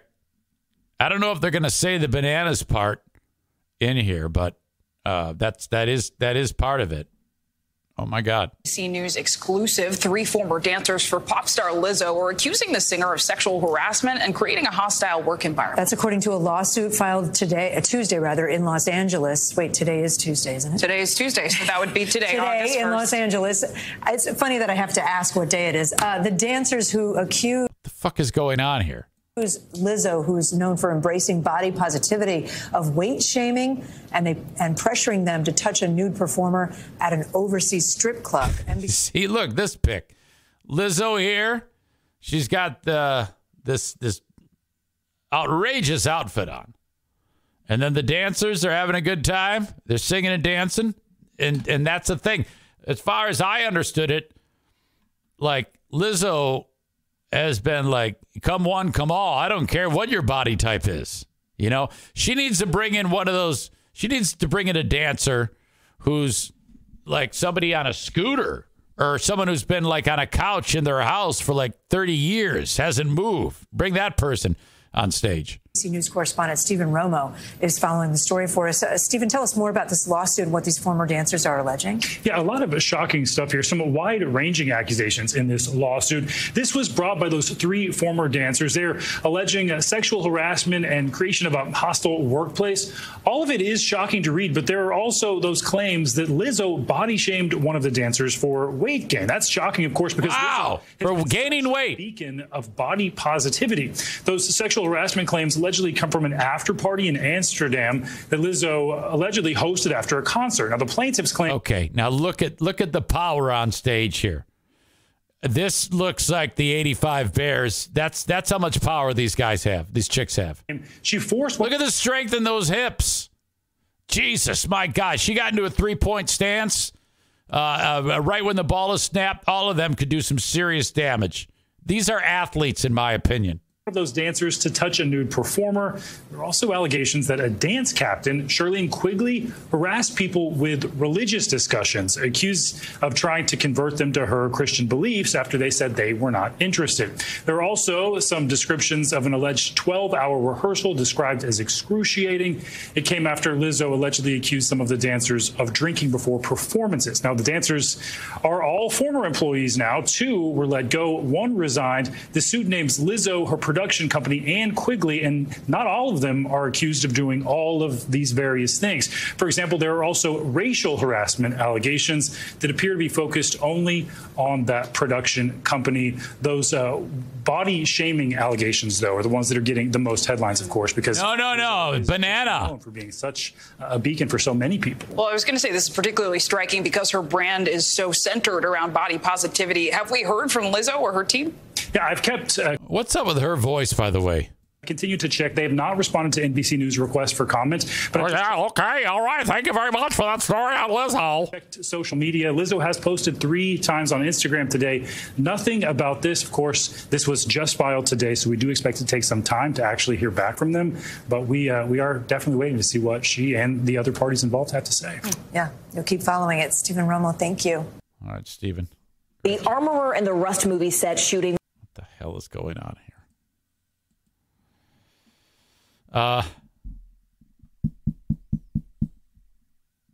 Bob with a horrible comment. I'm not even going to read that. Come on now. It's ridiculous. No, I'm not even going to say it. I just said I'm not going to say it, and then I was going to say it. More on this. Oh, God. All right. I feel like I'm falling apart. Where's my story?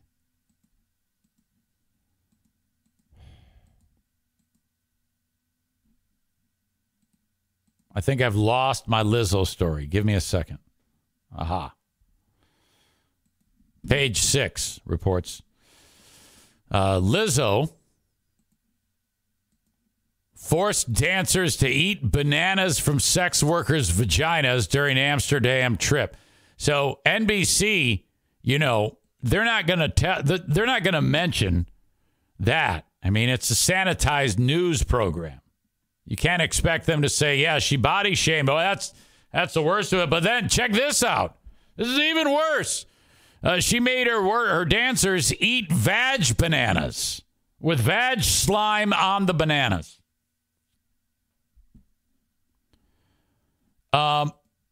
Plaintiffs, God damn it. Plaintiffs Ariana Davis and Crystal Williams claim in the lawsuit with the stunning behavior. The area of Amsterdam, known for its sex theaters, sex shops, and clubs and bars where nudity is on full display.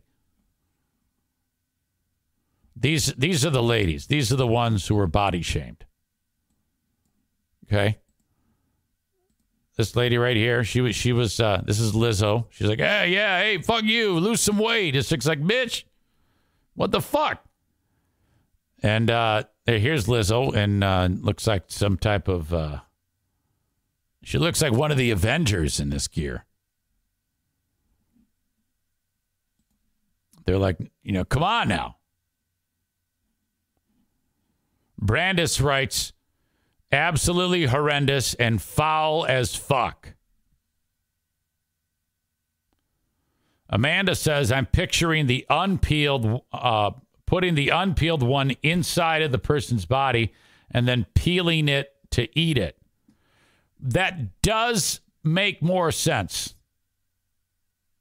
Because if you're a sex worker and you were to unpeel or take the peel off a banana and then put it inside of your body, you know, that's a huge risk that thing, you know how easy it is to break a banana. And if that thing gets stuck up there, that's a serious problem. By the way, food should not be anywhere near vaginas. You got to leave food out of it. There's all sorts of possibilities for horrendous infections that can take place. Keep your food away from female reproductive organs. Kenny writes, and you could get deathly ill because of the banana anyway. Don't forget, that's right, when you made up that scenario about banana worms.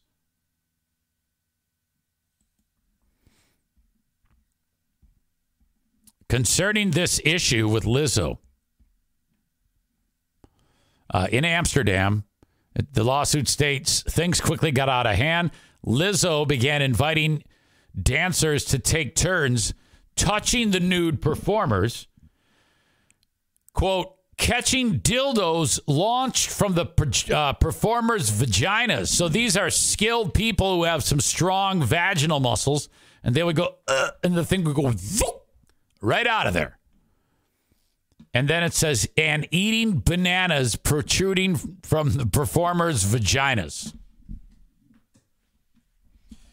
Yeah, they don't get specific enough in the detail about the banana eating, and I don't know if they actually ate the banana. Now, I will say this.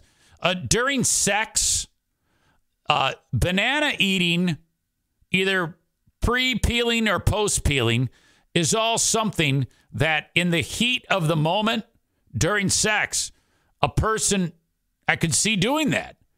When you are having sex, your brain is at a different level from the calm brain. I've maintained this before. You can convince a person who is in the throes of passion to doing some crazy shit. You really can. I know that if this came up in the EZ Show podcast household, if Diana turned into just a deviant and said, look, I've got a new idea for a banana split. She's kind of the boss in the household.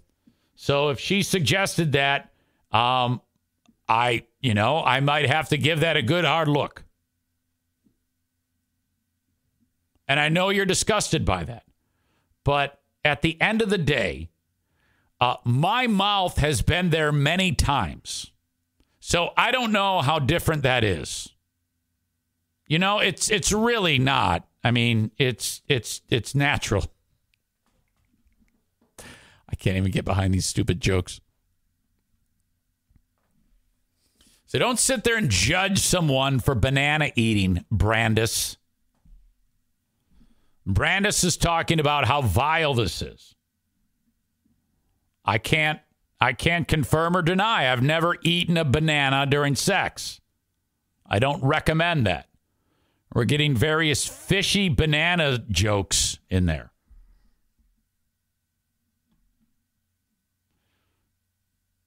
Mitch writes, have you seen the video of the guy just inhaling hot dogs and then launching them? That has to be this.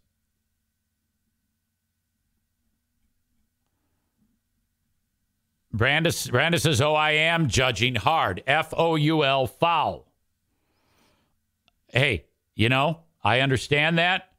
But at the end of the day, there are times when a man's mouth may be on a woman's area where the babies fly out. And when that happens, that is not all that different than the actual banana consumption. Now, I will draw the line on any type of 2 girls, 1 cup scenario. But I am not a prude. I will go as far as the playbook will allow.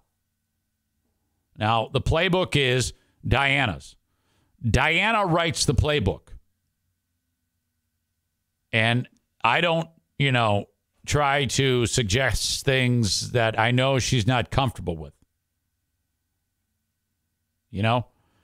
Kenny with a horrible comment. Can't even read that. Brandis says, a sex worker, though. You're talking about your wife, not a sex worker who have lots of... Yeah, you're right. You are right. When it comes to the sex worker, you're right. We're on the same page there. If I'm at a sex show and someone says, here, we have a banana vending machine. Would you like this banana? You're right. I wouldn't do that. So, in that regard, we do agree. But if Diana said, I want to be a banana vending machine, I'd have to give that some consideration. Because, again, the boss. I can only perform based on the actual playbook. I don't throw in a fucking flea flicker at the last minute and just say, here you go, surprise. She's not going to like that. Not going to like that at all. So if suddenly I'm in that zone and mouth to mouth, if you will, and then I bust out a fucking banana, she's not going to be approving of that in any way.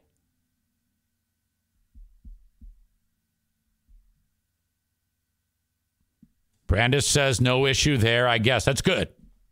On the same page. All right. It doesn't. There's no fruit involved in any of the Eric Zane Show Podcast lovemaking sessions. None.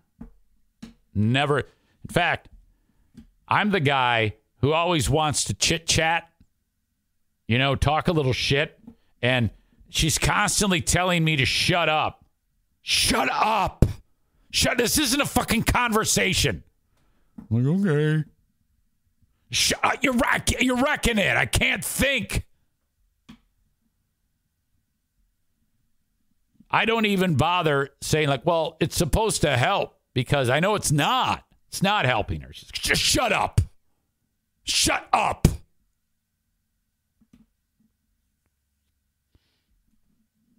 All right. Anyway. Back to Lizzo. So banana eating. She's like, all right, eat this banana sticking out of the sex worker. Lizzo allegedly pressured and goaded Davis, one of the performers, into touching one nude performer's breasts. The plaintiffs claimed that just a month earlier, Lizzo, 35, deceived them once again into attending a nude show, thereby robbing them of the choice not to participate, the documents state. All right. Davis also claims in the lawsuit that at one point she had no choice but to soil herself on stage during an excruciating re-audition, fearing the repercussions of her excusing herself to go to the bathroom. Well, I need to know if she like shit herself or peed herself. This is key. Can you imagine being on stage at the Lizzo performance with the Fearsome Foursome or whatever, and there's shit on the stage and they have to dance or pee? Eventually, Lizzo allegedly fired Davis on the spot after learning Davis had recorded one of their meetings, even though it was in order to have a copy of the notes the artist provided. Rodriguez resigned shortly thereafter out of solidarity with Davis and the disrespect Lizzo allegedly showed her. The lawsuit claims she feared Lizzo intended to hit her and would have done so if one of the other dancers had not intervened. And you don't want to be hit by a punch by Lizzo. So this is a big deal.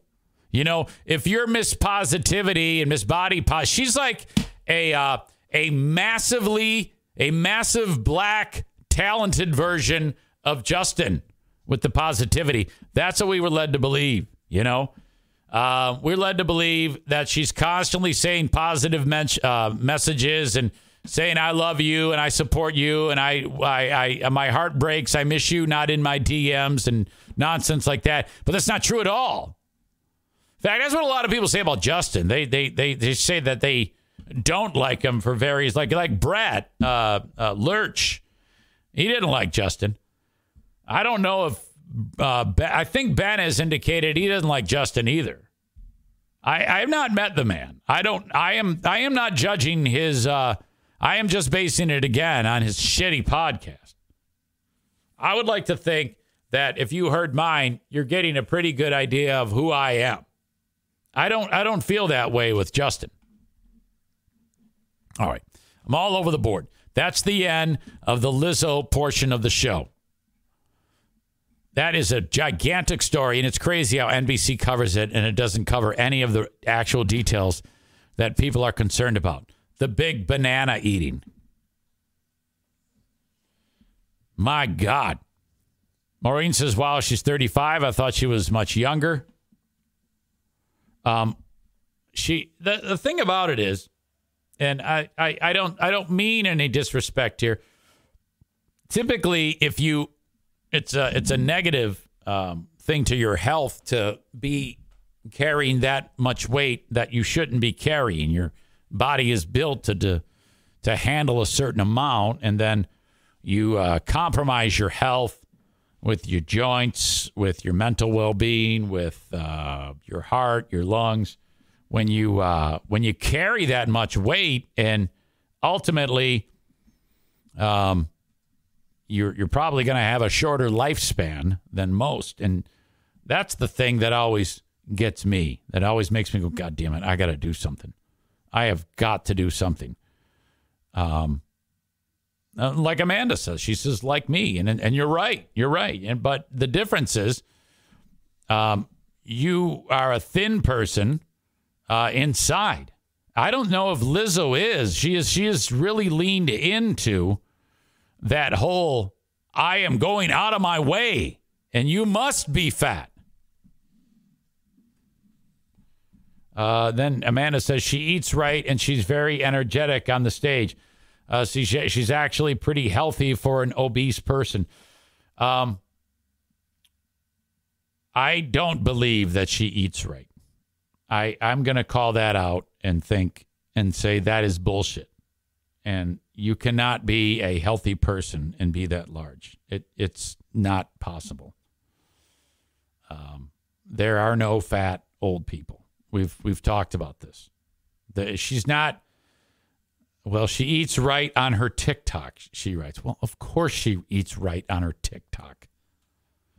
She does not eat right.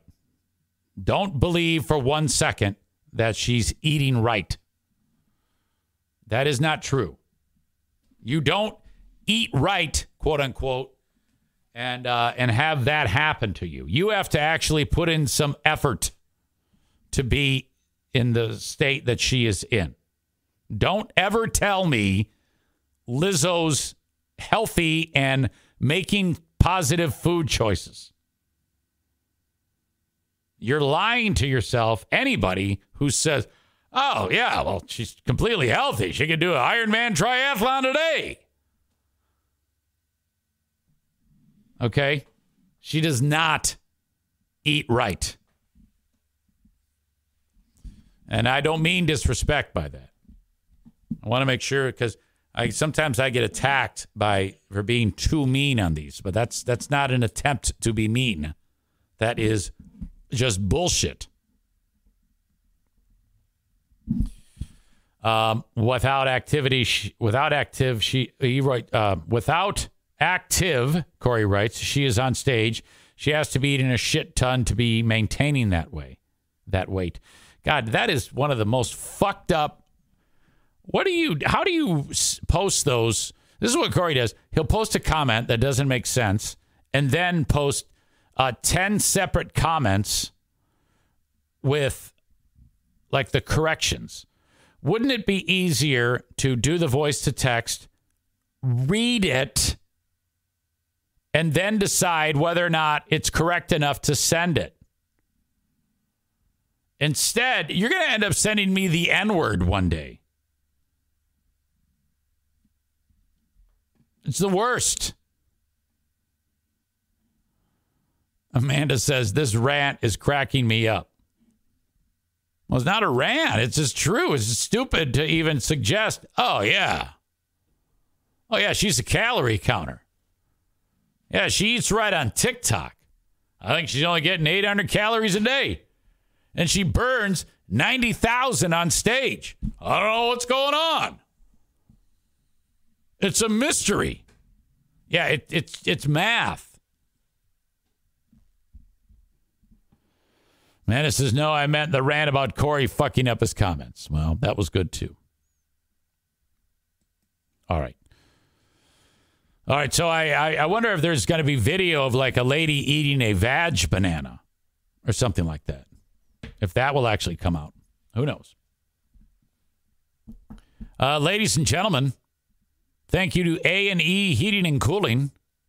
The immortal Joe Martinez is right here, and I had to call upon his services for an issue that was keeping my air conditioning from kicking on.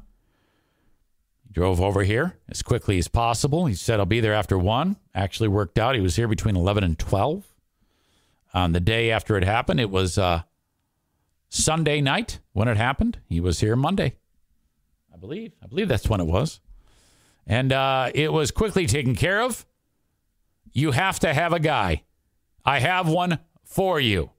If you ever have an issue like what I had, my house isn't cooling, my house isn't heating, you call A&E Heating and Cooling, 616-516-8579, the official heating and cooling provider of the Eric Zane Show podcast household. I've talked all summer about how getting an AC tune-up should be something that you do regularly, even now as we are in August. And we're starting to think about eventually shutting that down for the year. It's still a good reminder that every time you are getting set to fire up the AC, to always have it tuned and cleaned for $79 with A&E Heating and Cooling, 616-516-8579, twice a year, AC and then furnace. Thank you so much, Joe. You are awesome. He has done a lot for the Eric Zane Show podcast.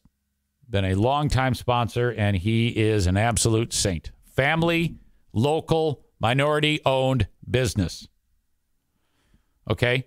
They're so minority-owned that the two guys who will fix your shit are either the Mexican or the Japanese dude.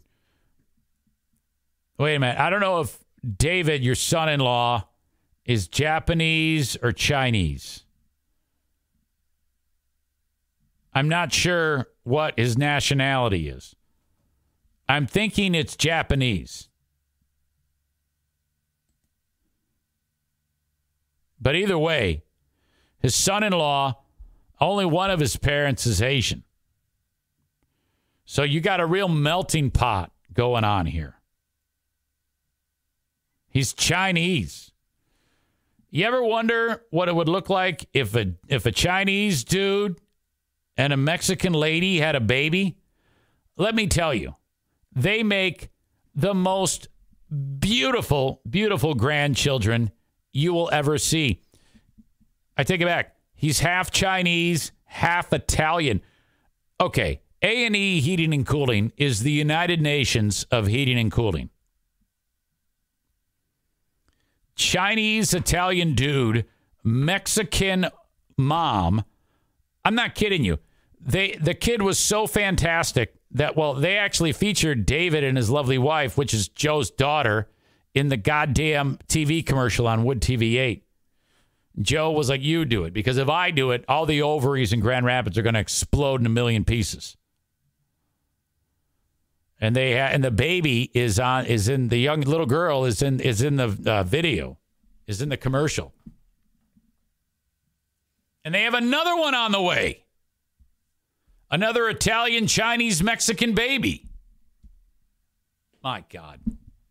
I love this so much. So much has changed with A&E Heating and Cooling since they started on the podcast. He's added all sorts of vehicles. He takes a lot more vacations, Joe does, and buys a lot more jerseys thanks to you. He's got his whole family working for him. He's got all sorts of grandkids.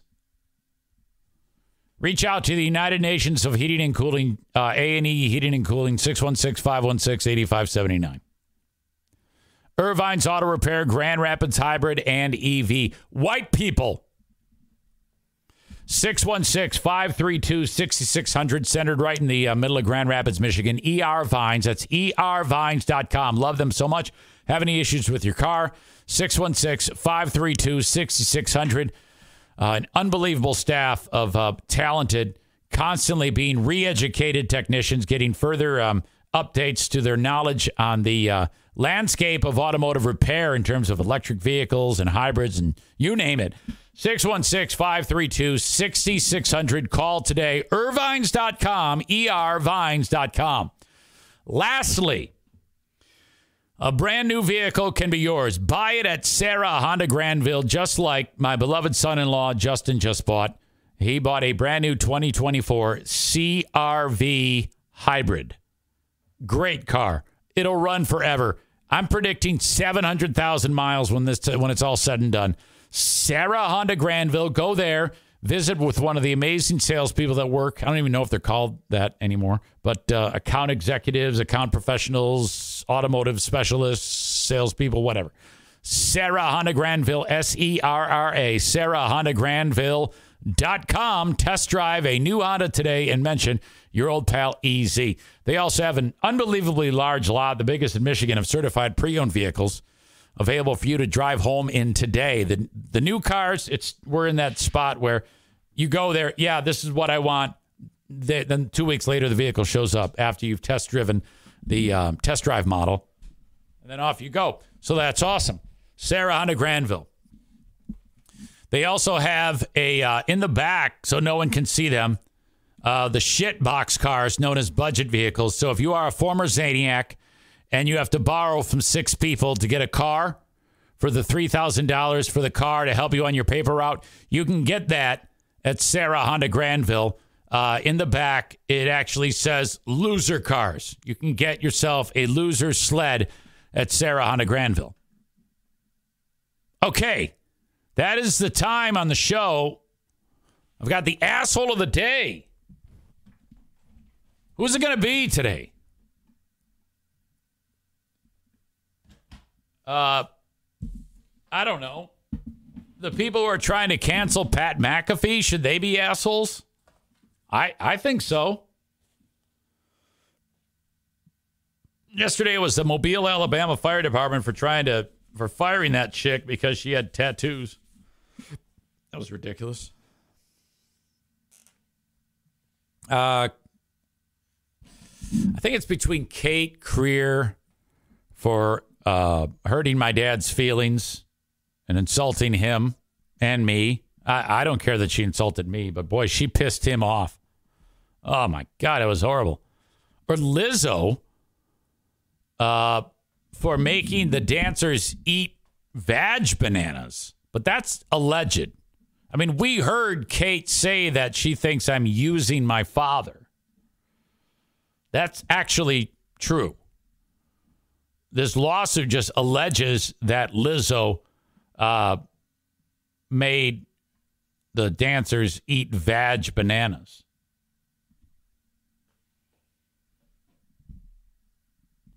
It's unanimous, though.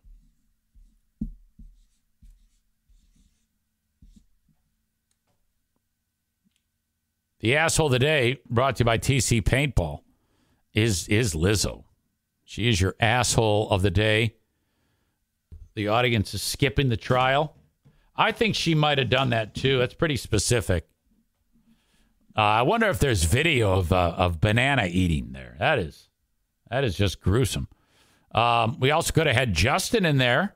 I don't know. I think Justin might be acting like kind of an asshole. I don't know if you can call Justin an asshole, though. He's just a dork. Okay. Thank you so much for being here. Check me on the Patreon for free. Patreon.com/Eric Zane. Till next time. Bye-bye. And I'll see you later on a Fraudulent Wednesday with Ben.